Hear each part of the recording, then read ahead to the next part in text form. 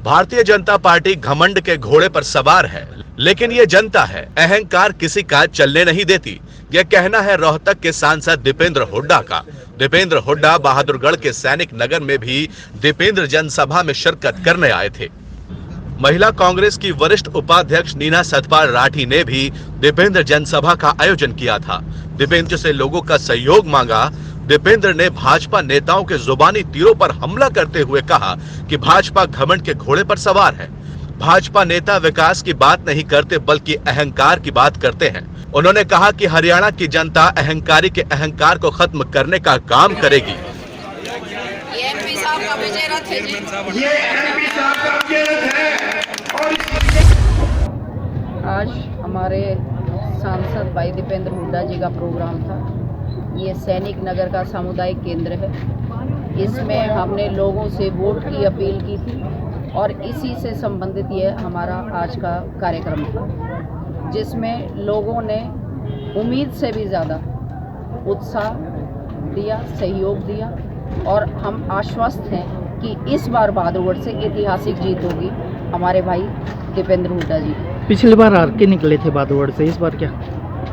पिछली बार हार के निकले थे, ठीक है, लेकिन उसके बाद 5 साल से जितनी जनता त्रस्त हुई है बीजेपी की सरकार से, और कहते हैं ना कि जब दो चीज़ों का कंपैरिजन होता है तभी उसकी कीमत का एहसास होता है। आज पूरी तरह से बहादुरगढ़ वालों को ये पता लग गया है कि अगर बहादुरगढ़ में का विकास अगर कोई करवाने में सक्षम है और उसे चरम पर ले जाने में सक्षम है तो वो दीपेंद्र हुड्डा है। इसलिए लोगों ने एक तरफा मन बना लिया है और बहादुरगढ़ से ऐतिहासिक जीत होने जा रही है। हमें पूरा विश्वास है कि रोहतक लोकसभा क्षेत्र का हर मतदाता कांग्रेस पार्टी का साथ देगा और यहाँ से कांग्रेस पार्टी बड़े बहुमत से जीतेगी।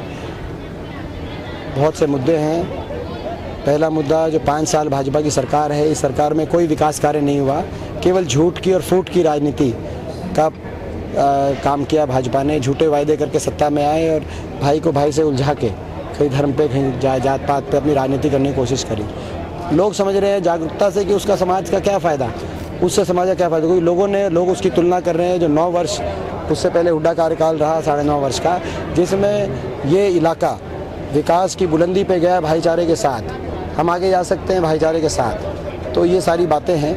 ये हरियाणा की जो चुनाव है रोहतक लोकसभा क्षेत्र का, एक सांसद का चुनाव नहीं, हरियाणा में भी आने वाले समय में जो किस तरफ हरियाणा की हवा चलेगी, राजनीतिक हवा 6 महीने बाद के विधानसभा चुनाव के लिए, उसका फैसला भी रोहतक की जनता करेगी। स्टार प्रचारकों की सूची जारी हो चुकी है भाजपा में। सुनने में आ रहा है कि मोदी झज्जर में रैली करेंगे, रोहतक को टारगेट करते हैं। वो तो इसमें कोई सुनने में क्या, वो तो मैं ही बता देता हूँ। आप बिना रैली के, बिना सूची के मैं बता देता हूँ कहाँ करेंगे।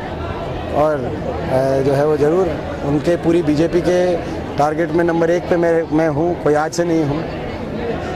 तो वो करेंगे, उनका अधिकार है, मगर वो ये बता के जाएं। वो इससे पहले भी 4-5 बार आए हैं, मगर वो एक भी कोई नई परियोजना यहाँ पे देके गए क्या, घोषणा करके गए या किसी की आधारशिला करके गए? उन्होंने फीता काटा है, मगर वो फीता उन प्रोजेक्ट्स का काटा जो हमारे समय शुरू हो गए थे। हमने हमारे समय जिनका तो उसका उद्घाटन किया है, मगर क्या 4-5 बार उन्होंने सोचा कि इस लोकसभा क्षेत्र में भी एक कोई छोटी मोटी एक परियोजना दी जाए, तो जब उनके जो है उस बात का भी वो जवाब देते जाए।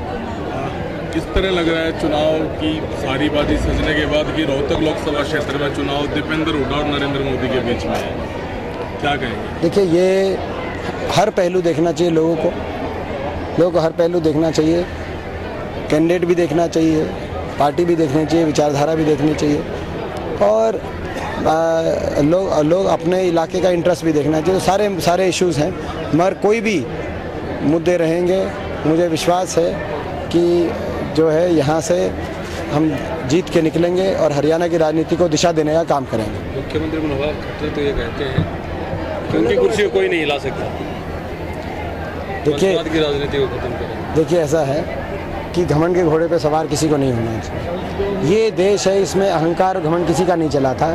भाजपा चाहे वो खट्टर साहब हों, चाहे कप्तान अभिमन्यु हों, चाहे मनीष ग्रोवर जी हों, धनखड़ साहब हों, इन लोगों की जो आप स्टेटमेंट्स देख रहे हैं, रामविलास जी हों, इनकी स्टेटमेंट्स में घमंड दिखाई दे रहा है। इन्होंने कुछ 5 साल में कुछ किया नहीं है, कोई विकास कार्य किए नहीं हैं। हरियाणा में कुशासन दिया है, लोगों को उलझा के रख दिया आपस में।